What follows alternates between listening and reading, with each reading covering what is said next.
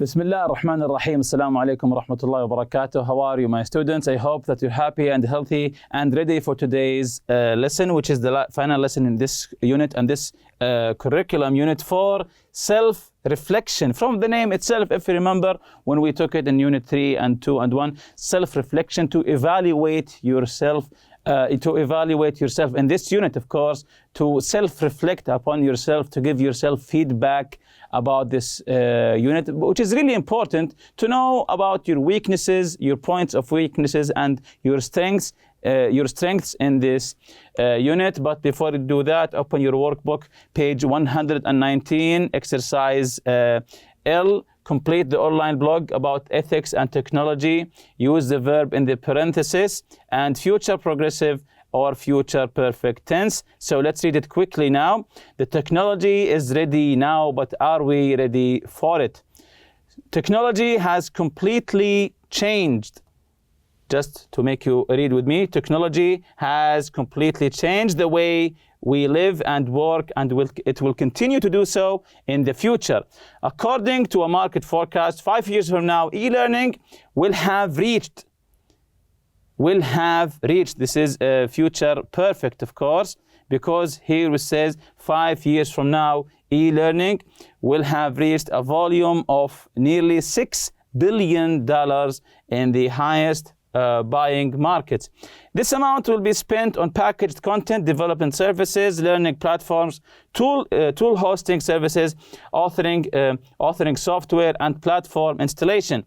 Higher education become the largest buyer by the end of the forecast period. Remember, when you have two events, we choose the future perfect. So how do we answer this one? Using the future perfect.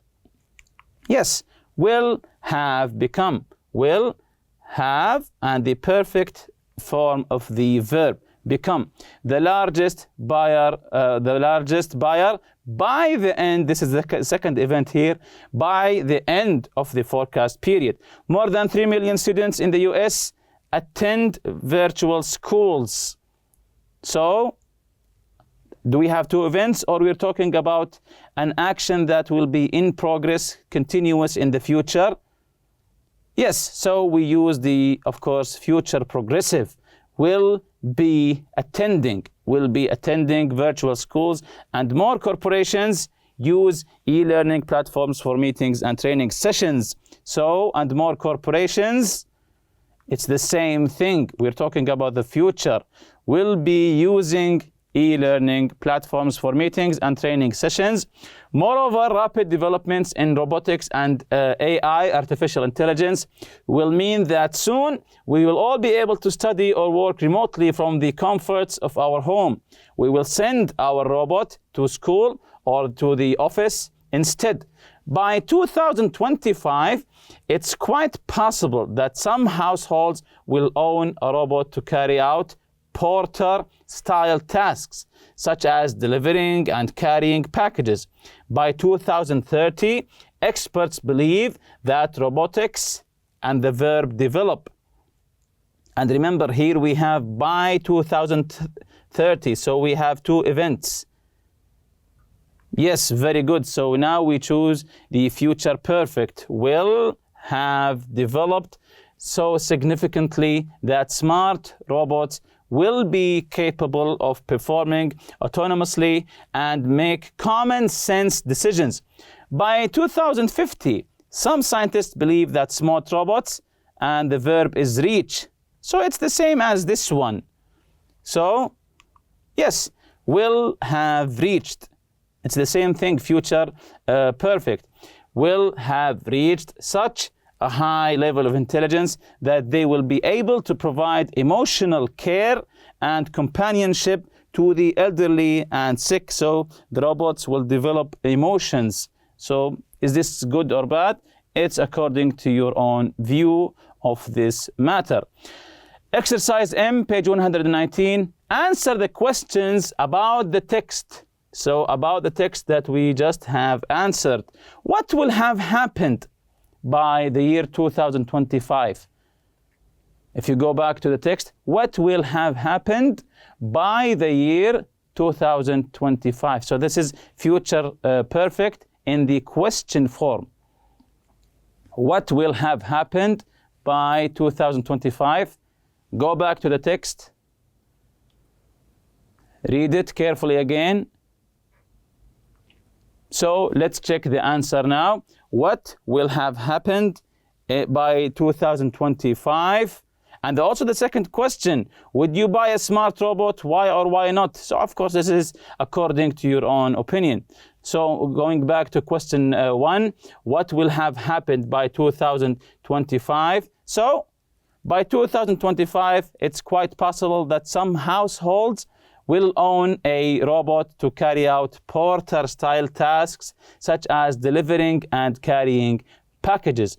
By 2025, it's quite possible that some households will own a robot to carry out porter-style tasks, such as delivering and carrying packages. Would you buy a smart robot? Why or why not? Of course, the year 2025 is not far from now. It's almost 2 years or maybe even less. So are you excited about getting a new robot that will do some chores for you, some tasks for you? Are you excited? Or some people are afraid of the idea that robots are being intelligent, having emotions, having feelings. So what do you think about this issue here? Would you buy a smart robot? Why? If you say yes, why? If you say no, why not? So you can answer this one, of course, by yourself. I said, of course, yes, of course, to make my life much more comfortable and easier. Of course, if I buy a smart robot, this will make me comfortable and, of course, make my life easier because he will be doing my chores for me as I program him, of course. Or I program it because it is a robot. So would you buy a smart robot? Yes, of course, to make my life much more comfortable and easier. Exercise N, complete the conversation using the correct form of used to, be used to, would, was, were, going to. So complete the conversation using the correct form of used to, be used to, would, was, were, going to. So this is a conversation between Tom and Jim. Let's read it and fill the gaps here. Tom, can I talk to you about a problem I'm struggling with? Jim here. Sure, what's going on? Tom, my brother isn't doing very well in his history class. He be really hard-working student. So, my brother isn't doing very well in his history class. He, number one here, the verb is be, a really hard-working student. So, how do we answer this one? And remember the correct form, if you want to use used to or be used to, would, and so on. He be a really hard-working student. So this is an easy one. Yes, he used to be. So he used to be. It means that he was in the past, but he isn't now. He used to be a really hard-working student, and he always listened to the teacher. So, number two, we have always and listen to the teacher. So, let's see the correct answer. And he would always listen to the teacher. He would. We say would when we are 100% sure. He would always listen to the teacher, but lately he has become distracted. Anyway, he has asked me to write his history report for him. I not go, but I now think that maybe I should. So, again, anyway, he asked me to write his history report for him. I not go, but I now think that maybe I should. So, number three, let's see the correct answer here. I wasn't going to. I wasn't, this is not here, negative, going to, go became going to. I wasn't going to, because he asked him to write his history report for him. I wasn't going to, but now I think that maybe I should. He is my brother after all, so he thinks that he is helping him. Jim, I don't know. It seems kind of dishonest to me. If your brother be such a good student, why can't he write his own report? So it seems kind of dishonest to me. If your brother used to be such a good student, used to be, to talk about a past situation here, past situation. If your brother used to be such a good student, why can't he write his own report? Well, he really wants to join the school football team and he hasn't been concentrating on his studies. I've written a few papers for him over the last few months. Jim here, oh no, Tom, that's terrible. You should stop writing those papers. Tom here, I know, but I want my brother to do well in school. Mom and Dad, use him getting great grades and they will be disappointed if he fails. So, Mom and Dad, use him getting great grades. Use. So I think this is an easy one. Yes, are used to him getting great grades and they will be so disappointed if he fails. If I help him, he will get a better grade in history. Also, he promised that he will do all my chores for the next month if I write the paper for him. So this is the conversation between Tom and Jim. Exercise O here, write a similar conversation between you and your best friend about a situation, the situation below. Write your conversation in your notebook. So we will read this situation and you will write a conversation similar to the last one between you and your friend. Use used to, be used to, would and was going to. So you are a writer for your school newspaper. You're working on an article about a local water pollution problem.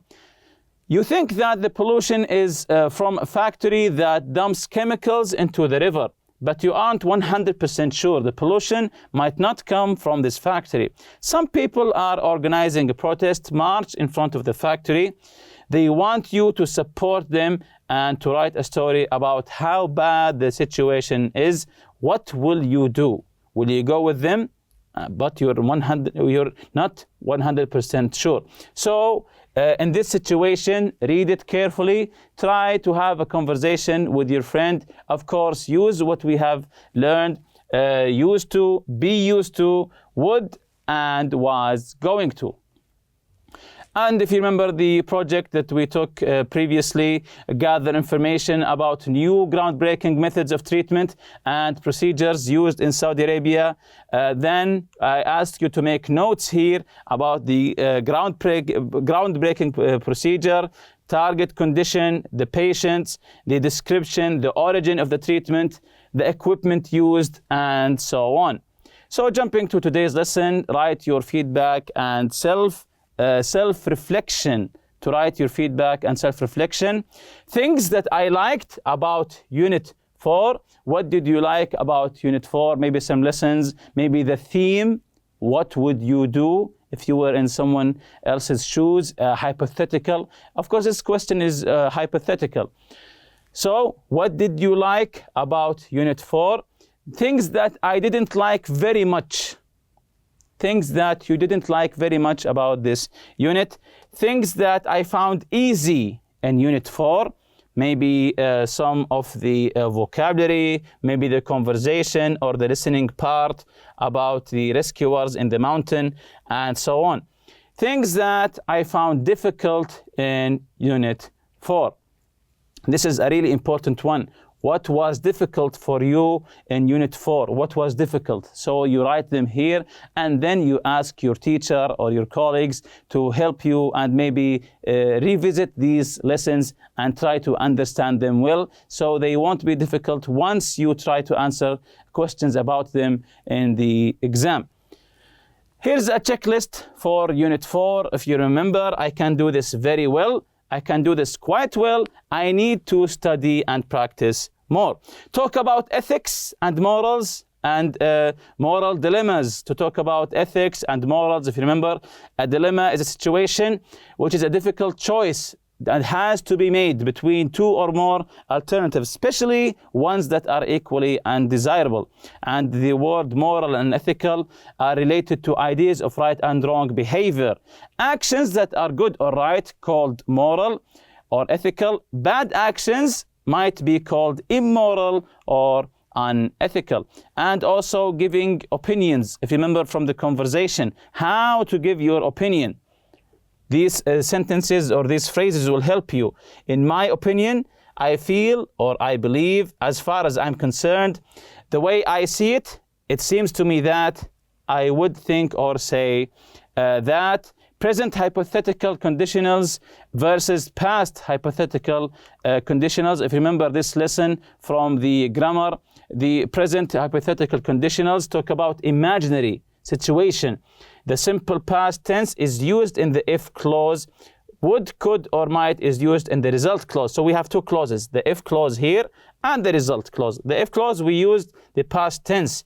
If you asked me my opinion, but of course you didn't ask me. That's why we said it's imaginary. I would tell you the truth. And we use the past hypothetical conditional to talk about things that did not happen. Things that didn't happen in the past. They're often used to express regret or criticism. And of course, we use the past perfect in the if clause and would have, could have, or might have in the result clause. If I had tutored him, he might have passed the test. Did I tutor him? No, of course. That's why we call it imaginary. We use also the use of implied conditionals. If you remember the implied conditionals here, that we don't have to say or to utter the if clause, and the use of as if, as though for unreal situation. If you remember here, we use as if and as though plus past or past perfect to suggest that something is unreal or untrue. He talks as if he were an expert.